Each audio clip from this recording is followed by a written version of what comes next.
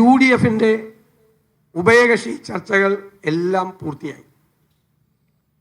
ആ ചർച്ചകളുടെ ഭാഗമായി 16 സീറ്റിൽ ഇന്ത്യൻ നാഷണൽ കോൺഗ്രസ് മത്സരിക്കും. മലപ്പുറത്തും പൊന്നാനിയിലും ഇന്ത്യൻ യൂണിയൻ മുസ്ലിം ലീഗ് മത്സരിക്കും. കൊല്ലത്ത് RSPയും കോട്ടയത്ത് കേരള കോൺഗ്രസ് ജോസഫ് മത്സരിക്കും. ഞങ്ങൾ മുസ്ലിം ലീഗുമായി നടത്തിയ ചർച്ചയിൽ മൂന്നാമതൊരു സീറ്റ് കൂടി തരണം എന്നവർ ആവശ്യപ്പെട്ടിരുന്നു, അവർ അഭ്യർത്ഥിച്ചിരുന്നു. മൂന്നാമത്തെ സീറ്റിന് ഇന്ത്യൻ യൂണിയൻ മുസ്ലിം ലീഗിന് പൂർണ്ണമായ അർഹത ഉണ്ട് എന്ന് തന്നെയാണ് കോൺഗ്രസ് പാർട്ടിയുടെ വിലയിരുത്തൽ. എന്നാൽ ഇന്നത്തെ ഒരു പ്രത്യേകമായ സാഹചര്യത്തിൽ പുതിയൊരു സീറ്റ് അവർക്ക് കൊടുക്കാനുള്ള പ്രായോഗികമായ ഞങ്ങളുടെ പ്രയാസങ്ങൾ ഞങ്ങൾ അവരെ പറഞ്ഞ് ബോധ്യപ്പെടുത്തി. ഇപ്പം ഞങ്ങൾ അനുഭവിക്കുന്ന പ്രയാസങ്ങൾ മനസ്സിലാക്കി ആ മൂന്നാമത്തെ സീറ്റ് നിർബന്ധിക്കേണ്ട എന്ന് യൂണിയൻ മുസ്ലിം ലീഗ് തീരുമാനമെടുത്തു. അതുപോലെ തന്നെ രാജ്യസഭാ സീറ്റിൽ ഒരു അറേഞ്ച്മെൻറ്റ് കൂടി ഞങ്ങൾ ചെയ്യാം. സ്വാഭാവികമായിട്ടും അടുത്ത രാജ്യസഭാ സീറ്റ് വരുമ്പോൾ ഒരു സീറ്റ് പ്രതിപക്ഷത്തിന് കിട്ടണം, അത് കോൺഗ്രസിന് കിട്ടേണ്ടതാണ്. അത് ഞങ്ങൾ മുസ്ലിം ലീഗിന് കൊടുക്കും. അതിനുശേഷം വരുന്ന പിന്നത്തെ സീറ്റ് അത് കോൺഗ്രസ് എടുക്കും.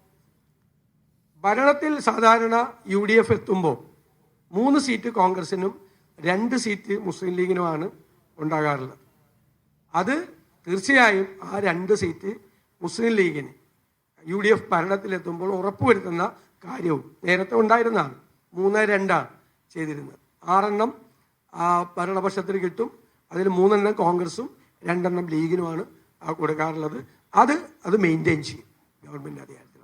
ഈ ഒരു അറേഞ്ച്മെൻറ്റ് ആണ് ചെയ്തിരിക്കുന്നത്.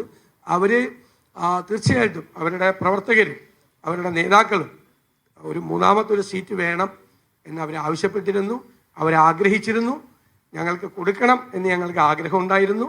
പക്ഷേ പ്രത്യേകമായ സാഹചര്യവും ചില അറേഞ്ച്മെൻറ്റ്സും ഞങ്ങൾക്ക് അതിനുള്ളൊരു പ്രായോഗിക ബുദ്ധിമുട്ടുണ്ടാക്കി. അവരെ അർഹതയെ ഞങ്ങൾ ഒരിക്കലും ചോദ്യം ചെയ്യില്ല. അവർക്ക് പൂർണ്ണമായ അർഹതയുണ്ട്. വളരെ ഭംഗിയായി മുസ്ലിം ലീഗ് അടക്കമുള്ള എല്ലാ ഘടകകക്ഷികളും സമയോചിതമായി ഉണർന്നു പ്രവർത്തിക്കുകയും അവരുടെ ബുദ്ധിമുട്ടുകളും പ്രയാസങ്ങളും ഒക്കെ ഞങ്ങളുമായിട്ട് വളരെ വിശദമായ ചർച്ചകളിലൂടെ പങ്കുവയ്ക്കുകയും ചെയ്തെങ്കിലും UDFിൻ്റെ ഐക്യം കൂടുതൽ ഊട്ടിയുറപ്പിക്കുകയും കൂടുതൽ ശക്തമായി ഒരു ഇന്ത്യ മുന്നണി രാജ്യത്ത് അധികാരത്തിൽ വരുന്നതിന്, കോൺഗ്രസ് നേതൃത്വത്തിലുള്ള ഇന്ത്യ മുന്നണി അധികാരത്തിൽ വരുന്നതിന് വേണ്ടിയിട്ടുള്ള കൂട്ടായ പ്രവർത്തനം നടത്തി 20ൽ 20 സീറ്റും വാങ്ങിച്ചെടുക്കുന്നതിനുള്ള പ്രവർത്തനങ്ങൾ നടത്തണം എന്നാണ് UDFിൻ്റെ പൊതുവായ തീരുമാനം. ഇനി കോൺഗ്രസിൻ്റെ സ്ഥാനാർത്ഥി നിർണയ ചർച്ചകളിലേക്ക് കടക്കും. അപ്പോൾ അത് പ്രസിഡന്റ്, KPCC പ്രസിഡന്റ് നിങ്ങളെ പിന്നീട് അതിൻ്റെ വിശദാംശങ്ങൾ എല്ലാം അറിയിക്കും. അത് നമ്മൾ ഇന്ന് തന്നെ അതിലേക്ക് കടക്കുകയാണ്. അതിൻ്റെ പ്രാഥമികമായ ചർച്ചകളും മറ്റു കാര്യങ്ങളിലേക്ക് നടക്കുകയാണ്.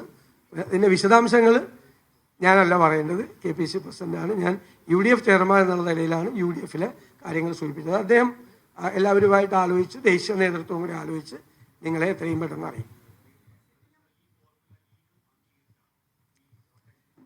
തീർച്ചയായിട്ടും ഞങ്ങൾ പറഞ്ഞല്ലോ, അന്ന് ഞങ്ങൾ തമ്മിലൊരു ധാരണയായെങ്കിലും പാണക്കാട് സാദിഖ് അലി ശിഹാബ് തങ്ങൾ വിദേശത്തായതുകൊണ്ട് അദ്ദേഹം തിരിച്ചെത്തി. അദ്ദേഹവുമായിട്ട് ആലോചിച്ചിട്ട് വേണം അവർക്കത് പറയാൻ എന്ന് പറഞ്ഞിരുന്നു. ഞങ്ങൾക്കും ദേശീയ നേതൃത്വവുമായിട്ട് ആശയവിനിമയം നടത്തേണ്ട ആവശ്യമുണ്ടായിരുന്നു. അല്ലാതെ ഒന്നും ഒളിച്ചു വെച്ചതല്ല അന്ന്.